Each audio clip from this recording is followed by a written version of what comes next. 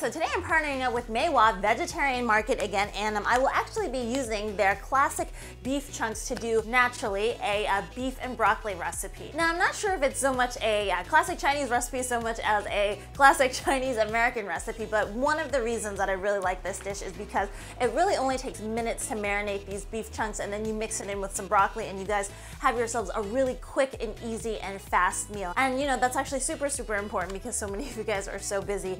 Now, if you guys haven't actually seen my Meiwa vegan meats haul, I'm gonna link that down below because there is still time to win that chicken sampler gift box that was presented in that video. And basically, it's a mix of Meiwa's different kind of vegan chicken meats, from like chicken teriyaki to chicken nuggets, and it's a great package to win. And I also told you guys that once I started cooking with these vegan meats, I would give you guys a review also of kind of the taste and texture. So I will actually be putting that towards the end of the video just so that you can see the whole thing being made, and then I will give kind of my reviews towards the end. So anyways, I can't wait to show you guys this recipe, so let's head over to the kitchen and then let's get started. Alrighty guys, so we're going to start off with the marinade for the beef chunks first, and it's actually a super easy marinade. You can take one package of this, and there's actually a fair amount in there. I would think it would feed 2 to 3 people pretty well, and I just wanted to rip it just to show you guys like the different fibers and how the texture is for the meat. So it's very soft, it's very tender, but it still has kind of like the nice meat fibers throughout. Okay, so now for the marinade, super easy. 1 teaspoon of Chinese rice wine, followed by 1 teaspoon of any soy sauce that you like, and then also 1 teaspoon of cornstarch. So super easy, and that'll just help to kind of thicken the sauce a little bit later. And then you just want to take a spoon, mix it around, and then afterwards put it aside and then let it marinate for about like 15 minutes, because I do think that these beef chunks absorb flavor fairly well. Okay, so during the 15 minutes, you can go in and prepare the sauce for the beef and broccoli, and then probably also steam the broccoli as well. This sauce is really easy. Recipe is going to be down below. Basically, it's a little bit of cornstarch, rice wine, vegan oyster sauce, salt, sugar, garlic powder, and some soy sauce. So very easy. Put everything into the cup, and then you just mix everything well.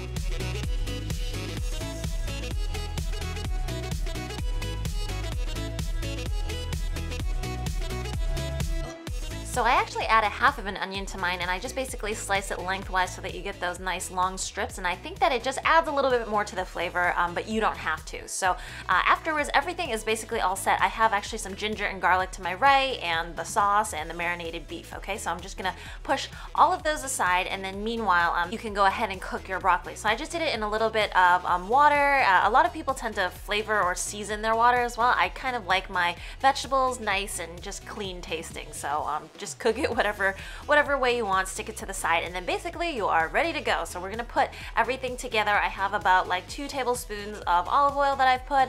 I am putting in my onions and just cooking that over like medium heat, okay? I'm just looking for just a little bit of color, just until they start turning a little bit brown like this.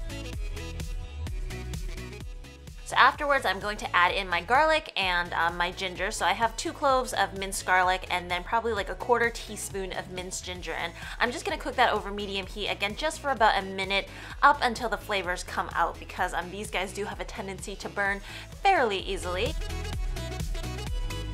So next came the meat, and I had intentions of kind of searing it a little bit and turning up the heat, but they really just ended up sticking to the pan, so I don't think I would necessarily recommend that, and I'd probably just add in your sauce immediately. Just remember to whisk it first, because sometimes the cornstarch settles to the bottom. So we're still over medium heat, and once the sauce starts thickening, sometimes it like absorbs all of the sauce. So feel free to just put in a little bit more water if you need more sauce, and then put in your broccoli.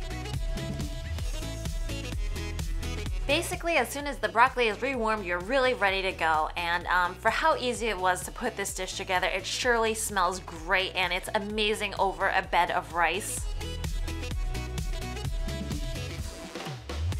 So I'm just sprinkling over a little bit of toasted sesame seeds over this dish, and it's purely for photos. Honestly, it does not need it at all. It is delicious all by itself. So I just wanted to show you guys this up close and to take a bite out of it as well. But again, my full review of this is all the way at the end, which is probably just a couple seconds away.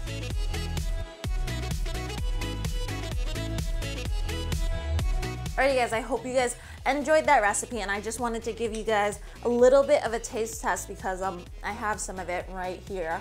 And the recipe actually came out super, super well. The meat is really flavorful, and you know, over a bed of rice, it's actually perfect.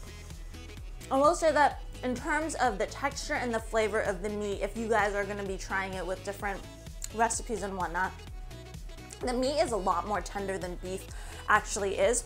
I think the ingredients are some soy protein as well as some wheat protein as well. So I would say that the texture, like, it still has the stringiness and the fibers of meat, but it is super, super tender. And I almost want to say it's like a cross between meatloaf and kind of like a very soft and very tender type of meat, because there are still like little fibers involved. And in terms of the flavor, I think because there's some wheat and then there's some starches in there as well, the flavor reminds me a little bit of fried dough. You know, like that sweetness that you get from fried dough is definitely a prominent flavor there. So it's something that actually I think complements the meat really well and complements the sauces really well, but definitely something that you can put into consideration when you are, you know, potentially playing around with other recipes as well. So anyways, I hope you guys enjoyed that recipe. I hope you guys enjoyed this short little review, and I will see you guys again next time. And don't forget about the giveaway, all right? So I will see you guys later.